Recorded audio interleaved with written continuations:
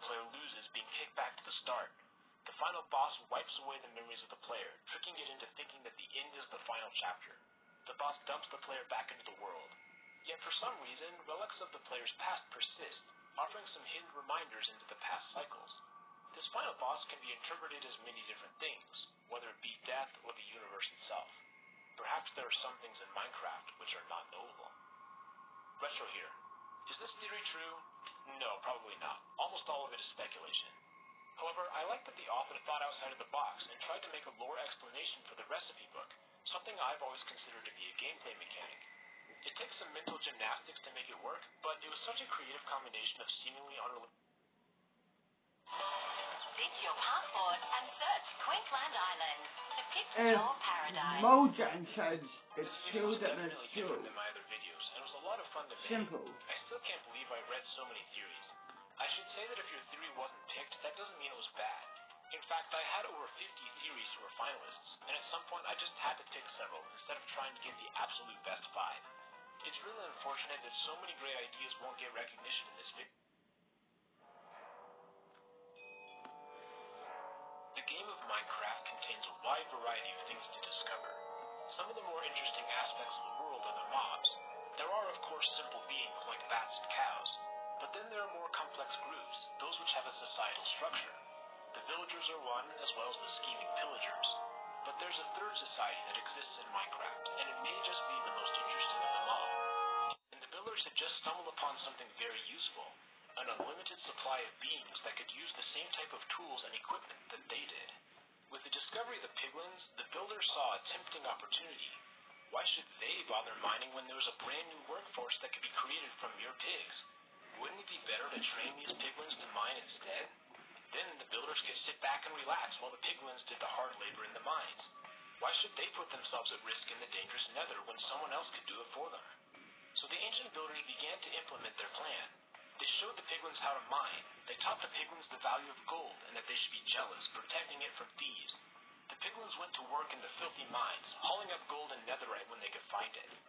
The builders expanded their bastions to accommodate this influx of piglins, building special houses greatly as the ancient builders are internet. And unfortunately, it's hard to imagine that the builders didn't realize this. Disturbingly, it seems as though they made a concerted effort to suppress the piglins. There are no nether portals in the remnants. This is not an accident. It's a deliberate choice. By spreading the portals around the nether, it would prevent piglins from easily escaping. Since piglins were not immune to fire, they could easily die trying to make their way to the portals. This effectively trapped them in the bastion remnants. But even if the piglins did find the portals, it might not have even mattered. Nearby, chests often contained fire charges and flint and steel. I have to wonder if the builders closed the nether portals as they left, reigniting them whenever they needed. The builders did not want piglins escaping. They did not want their mining operation to be disrupted by a piglin revolt, so they ruled them with an iron fist. The piglins toiled away in an environment for which they were unsuited. But then, one day, the extinction event happened in the overworld. The piglins fought back and were able to prevent their entire species from falling as the builders did. Zombified piglins still exist, but the piglins as a whole were not overwhelmed. But with the builders gone, life began to change. The piglins were no longer forced to work in the mines. However, that also meant that the constant stream of items from the overworld had dried up. There were no more resupplies of food, armor, or other necessities. As their reserves began to empty, the piglins realized they needed to find a way to live in the nether without help from the overworld. When their iron and diamond tools broke, they replaced them with gold variants. They sent out hunting parties to find hardwoods, bringing some of them back into the stables where they used to live. They trained piglin brutes to protect and defend those who couldn't. Yet the piglins were ultimately still trapped in the bastion remnants. The builders did not teach them the art of construction, only how to mindlessly dig. Years and years passed, and the bastion remnants began to decay. The piglins ceased mining, having accumulated vast reserves of gold. However, the piglins still held gold in high regard. They began to use it as currency, trading in much the same way as villagers with emeralds. Time continued to pass. By the modern day, the ancient portals had completely decayed, and the piglins eke out a miserable existence in a hostile world. They still keep some relics of their past, willing to trade these bizarre items for more gold. But unfortunately, the piglins as a society were never able to thrive. When the player finds them, they're too far gone. This is the only life they know. The only thing that keeps them going is the prospect of finding just a little bit more gold. The piglins may have survived longer than the ancient builders, but it was these very builders that prevented them from truly flourishing. Through no fault of their own, they're cursed to live in the decaying bastions in the hell that is the Nether. Peggy 12.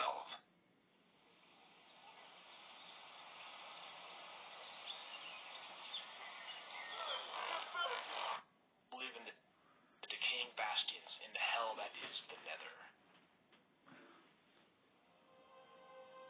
This is one of the more depressing theories we've covered on this channel. We tend to think of the ancient builders as a positive influence, leaving many interesting things to explore. But in this theory, we learned that they had some serious flaws, dominating the piglins for personal gain. When making a theory, we always need to be on the lookout for things that we might have missed or assumptions we've made.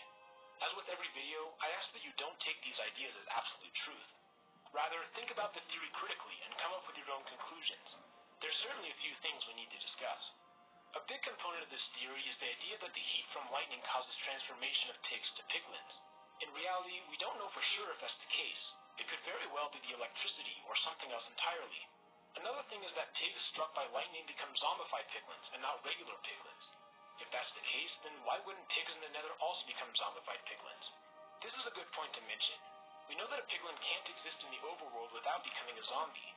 One explanation is that the zombie plague is airborne. If that's true, then it would make sense that any transformed pig would suddenly become a zombified piglin. I think it's plausible that the same wouldn't happen in the Nether. No airborne plague means that a pig turns into a regular piglin, not a zombie.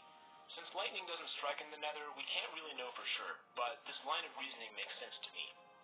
I've heard many theories suggest that the piglins. We're going back to the start of our Minecraft timeline. The world is a much more peaceful place. Animals roam the land, eating grass and flowers. It's a new world, untainted by the presence of intelligent life. It's balanced, and the ecosystem grows and evolves naturally. But wait, out in the distance, there's a new group. They're humanoid and possess a sharp intelligence, and perhaps their most unique trait is their capability of construction. These are the ancient builders. Their true origin is unknown, yet here they are, quickly developing a society. These builders are extremely curious. They analyze the world around them, asking tough questions like why and what would happen if we tried this. They're experimentalists at heart, not happy with the current state of things. Instead, they look towards the future and want to progress themselves. It starts out simple. The builders discover that wood is a useful material which can be used to create a crafting table. This allows for the construction of tools, a pickaxe which is suited for breaking stone. It doesn't end there. Stone can be used to make an even better pickaxe, or a sword, a tool useful for slaying the animals of the land for food. It can also create a furnace. No longer do they need to cook meat on a campfire. The furnace has the powerful property of being able to refine special types of rock called ores. This produces iron, a far tougher and more durable material. Iron pickaxes chew through rocks. They can also mine diamond, an even stronger material found deep underground. As their society begins to grow, they start to become more organized. They construct massive underground mines, necessary to get valuable resources to the surface. The builders no longer need to worry about basic needs like food and water. They can now afford to experiment with more complex technology. For example, the builders are discovering that there is a hidden layer to the world, a special type of magical energy. Let's pause here. Let's go to in here in my compound. Fair enough. Let's go to upstairs. Gang.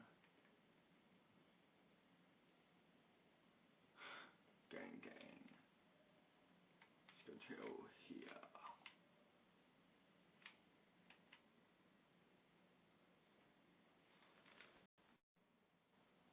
When harnessed, this energy can be infused into equipment, adding unique properties. Certain materials are more susceptible than others. Gold appears to be particularly attracted to magical energy.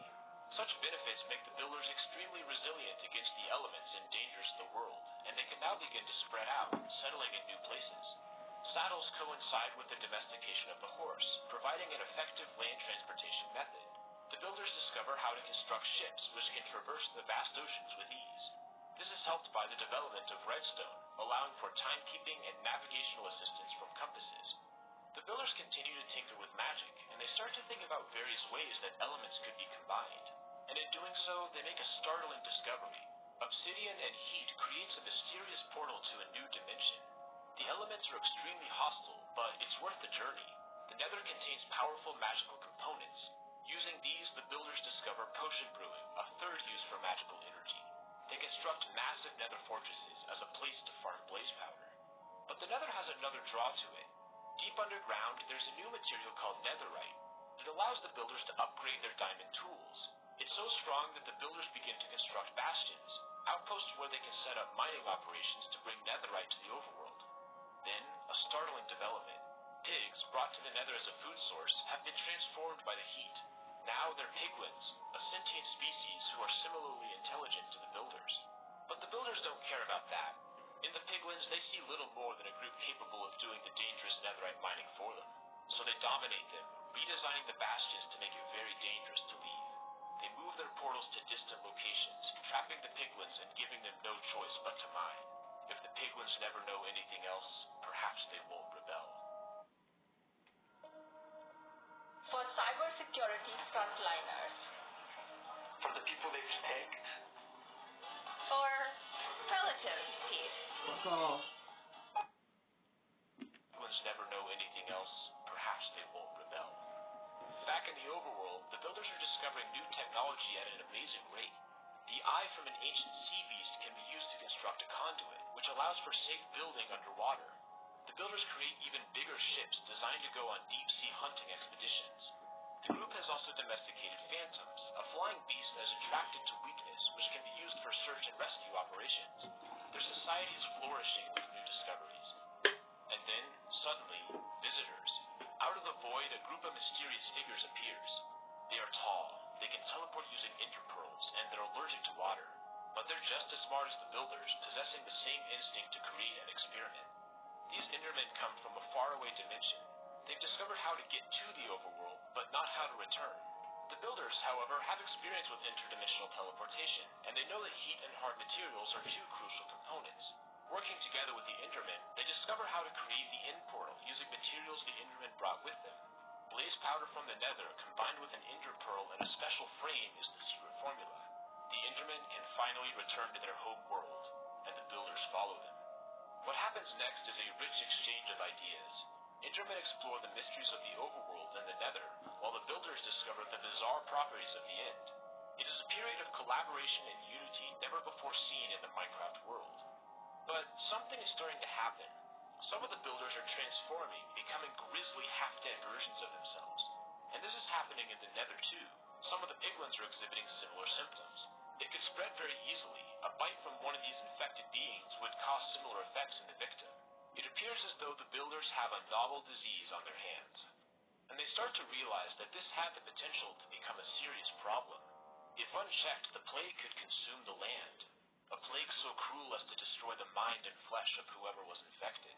But the builders had overcome problems before. They discovered how to reach the nether. They'd unlocked the secrets of potion brewing, developed magic, built the conduit. What could a minor sickness possibly do to an indestructible group like the ancient builders?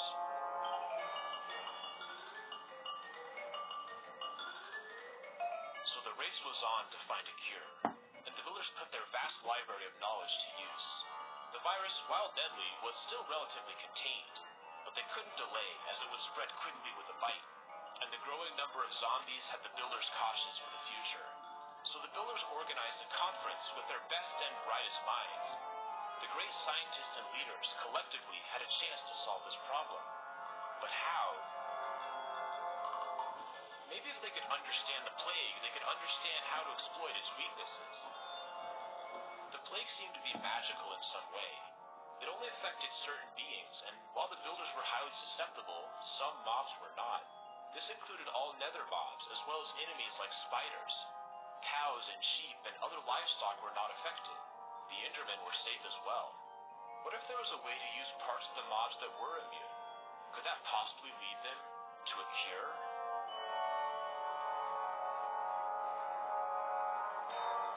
Potion brewing, of course. Why not try ingredients of immune mobs? Rabbits, turtles, none of these mobs seem to do anything. What about spiders? They weren't mammals and were totally safe from the virus. A potion of weakness using a fermented spider eye. Would this cause the virus to subside? But there was still something missing. the status effect wasn't good enough on its own.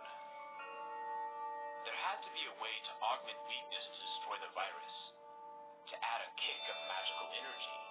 How, though? So the builders thought back to all their magical experiments of the past. There was a material that seemed designed to hold magical energy. Gold. Could gold be what they were looking for? But how to get it into a zombie? What if it was edible like an apple? And the magical combination worked. Weakness and a golden apple. But not just any golden apple. The builders dug deep into their archives and produced the recipe for an enchanted golden apple. No one knew how to make it except for them, just another in their long list of magical advancements. Their search had reaped its rewards. Finally, a way out, a way to save the species. If this plan was going to work, the ancient builders would need lots and lots of gold. Where could they find that? Gold was everywhere in the Nether, and a plan started to form. What if they could use their piglins, stop the netherite mining, and now target gold? But as we learned in the piglin deep dive, these creatures were not robots. They were an intelligent species with a culture and society. Yet the builders did not care. The builders could very well have traveled to the Nether themselves to mine the gold. They could have taken responsibility instead of forcing innocent piglins to work their whole lives. But they didn't choose that path. The bastion infrastructure was in place, and the piglins were already sentenced to a life of mining. So the command was sent to the bastions: mine gold.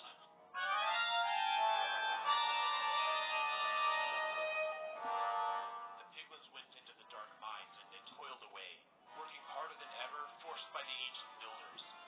The builders organized trips, moving gold from the bastions to the portal to the overworld, where apples could be created. They became quite efficient, with specialized chests on either side of the portals designed to ease the process. Yet, a question presented itself. Where were the builders going to store this gold anyways? Vast troves of a valuable material presented a tempting target for thieves and raiders. It would need to be kept in a location that was extremely well defended, but simultaneously, it needed to be very easy to access by an authorized builder during an emergency. And then, a brilliant idea. The ocean. The builders already employed a vast navy.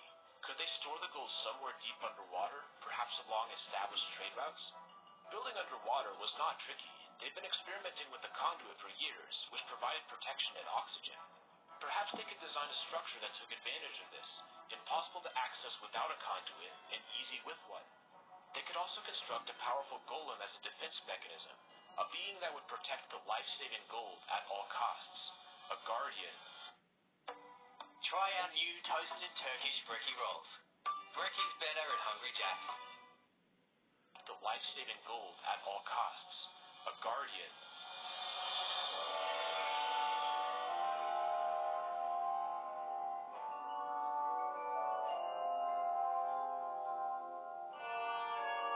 It was beautiful. It was perfect. It accomplished their goals, all with the signature flair of their construction style. This would be a monument to their success against the virus. The gold stored within was proof of their superior intellect, their inability to fail, their control over the natural world. The builders were prepared for the worst, but they would come out on top. After all, what could go wrong? But despite their best efforts, the plague continued to spread. It didn't seem to matter how much gold they brought from the Nether. The disease harder and harder. More gold. Why wasn't it working? Why were things getting worse? Was it possible they'd made a mistake? Where's this virus even from, anyways? And then it dawned upon them. All of their efforts, all of their mining operations, their vast ocean networks were only creating more issues. Because the virus wasn't from the overworld after all. No. The builders were bringing more than just gold from the Nether.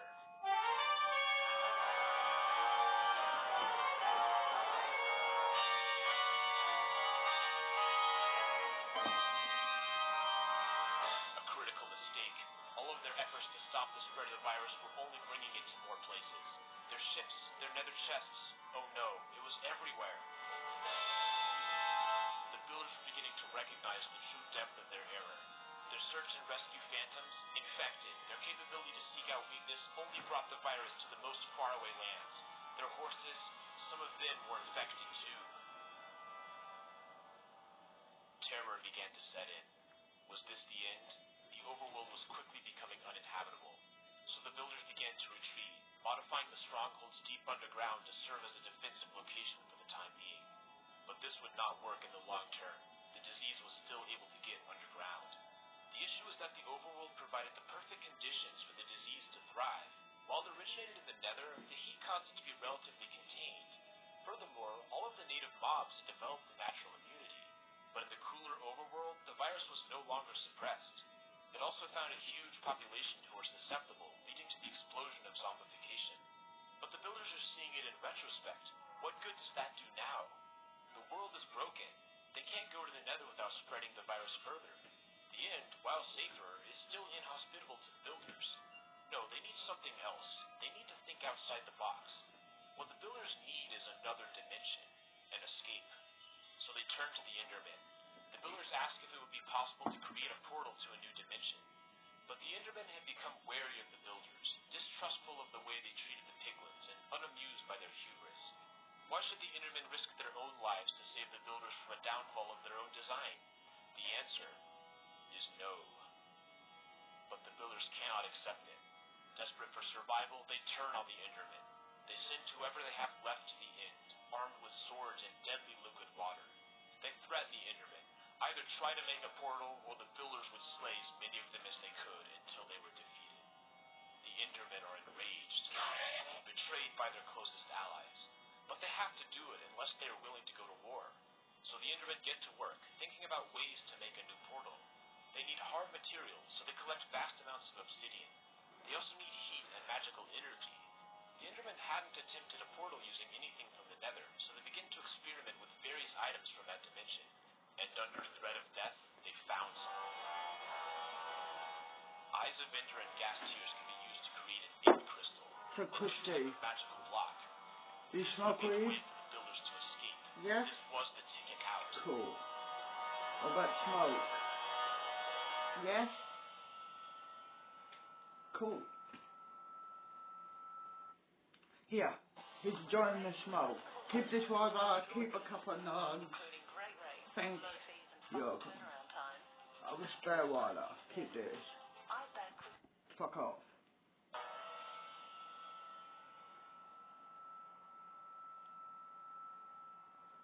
So the Endermen construct the portal, a huge design with 10 obsidian pillars. One by one, So we they do it place now. the end crystals on the towers. The builders watch anxiously, ready to cheat death and escape their certain doom. Then I smoke, The don't Enderman fuck. places the In my final room. crystal. At my place. My compound bit. Sana? Oh no. Baby Christy. What's happening? This isn't right. Where's the portal? Something is wrong. Wait a minute. What is that? Oh no. What have they done? The builders have created a portal, but instead of letting them out, it's let something else in. It's a huge dragon from a distant dimension. Burst of energy destroys the exit portal, and the builders have no choice but to fight. But the builders are not prepared for such a battle, and the dragon is overwhelmingly powerful. It's only a matter of time before the dragon will surely slay the remaining builders. The builders have doomed not only themselves, but the Endermen too. Endermen in the overworld realize that they can never return to the end, so they remove Eyes of Ender from their portals in order to keep the overworld safe from the dragon. They destroy their stashes of gas tiers and seal off the stronghold from the surface to prevent anyone from accidentally unleashing the beast. The Endermen are exiled, but they know that they could at least keep the overworld and its inhabitants safe.